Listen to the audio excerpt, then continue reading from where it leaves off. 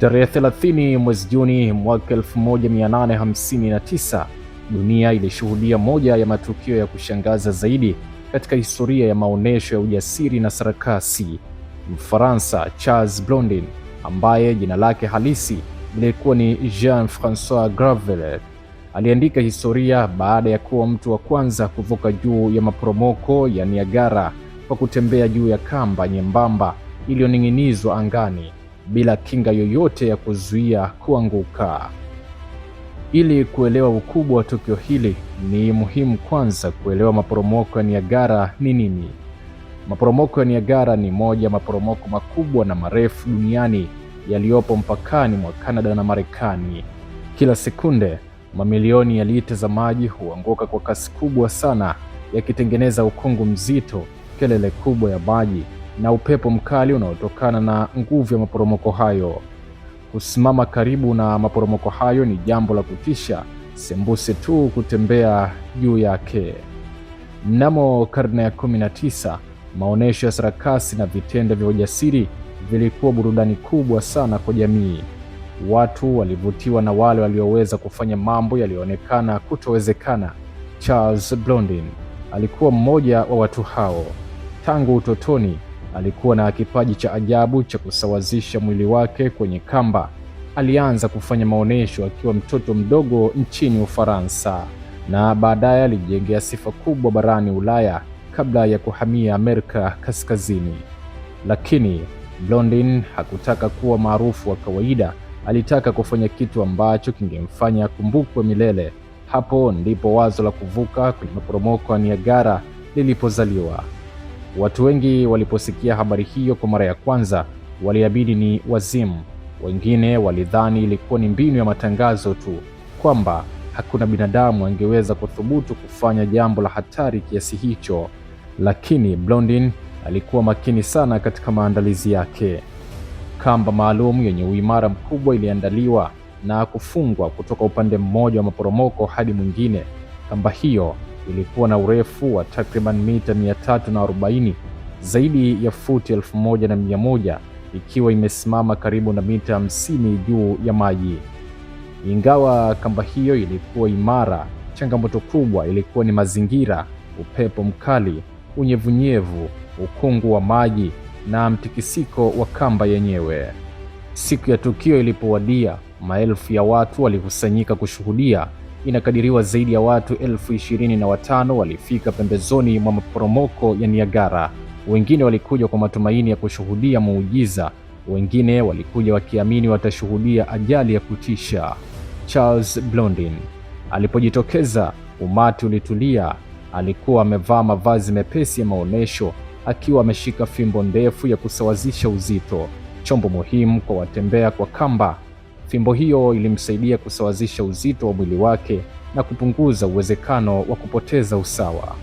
Hatua ya kwanza aliyoweka juu ya kamba ilikuwa mwanzo wa historia. Kila hatua aliyopiga ilihitaji umakini wa hali ya juu. Chini yake, maji ya Niagara yalikuwa yakiporomoka kwa nguvu ya kutisha. Kelele ya maporomoko ilikuwa kubwa kiasi kwamba hata sauti za watazamaji zilimezwa na mlio wa maji. Ukungu wa maji uliifanya kamba kuwa na unyevunyevu, hali iliongeza hatari ya kuteleza. Kadiri Blondin alivyosonga mbele, watu waliinua pumzi zao kwa hofu. Wengine walishindwa hata kutazama moja kwa moja. Kosa dogo lingeweza kumgharimu maisha. Lakini Blondin hakuwa mtu wa kawaida. Kwa ustadi wa ajabu aliendelea hatua kwa hatua, akidhibiti mwili wake kwa umakini wa hali ya juu. Kila mtikisiko wa kamba aliurekebisha kwa mwendo wa mwili na fimbo yake. Alionekana kana kwamba alikuwa na mazungumzo ya kimya na upepo, akijua lini kusimama na lini kusonga. Baada ya dakika kadhaa za mvutano mkubwa, jambo ambalo wengi walidhani haliwezekani lilitokea. Charles Blondin alifanikiwa kufika upande wa pili salama.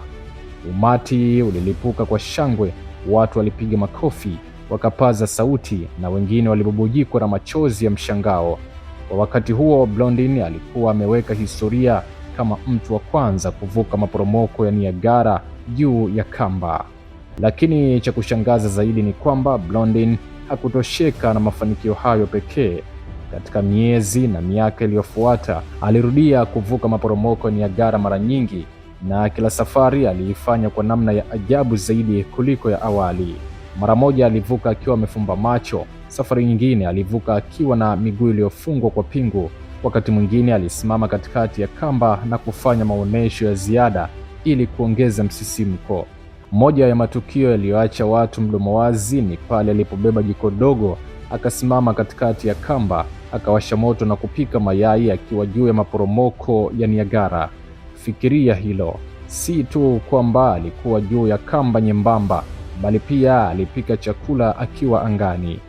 Hadithi nyingine maarufu ni pale alipombeba mtu mgongoni akivuka kamba. Simulizi nyingi zinadai kwamba alimbeba alikuwa meneja wake, ingawa baadhi ya vyanzo vinatofautiana kuhusu utambulisho wa mtu huyo. Hata hivyo, tukio hilo lilizidi kuimarisha sifa yake kama mfalme wa watembea kamba.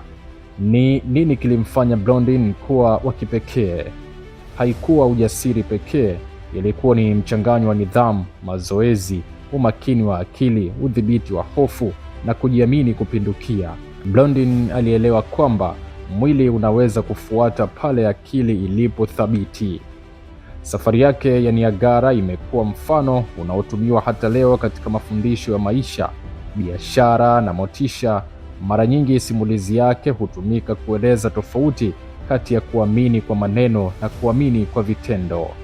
Watu wengi walidai wanaamini Blondin angeweza kuvuka salama, lakini simulizi maarufu inaeleza kwamba alipowauliza kama kweli wanaamini uwezo wake wa kumbeba mtu mgongoni, wengi walikubali kwa maneno, lakini wachache sana walikuwa tayari kujitolea kupandishwa mgongoni.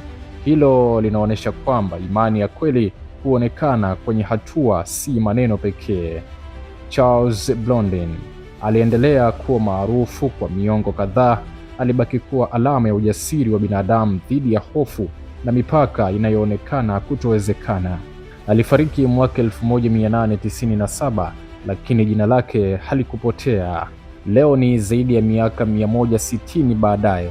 Tukio lake la Juni 30 mwaka 1859 bado linatajwa kama moja ya maonesho makubwa zaidi ya ujasiri kuwahi kushuhudiwa duniani.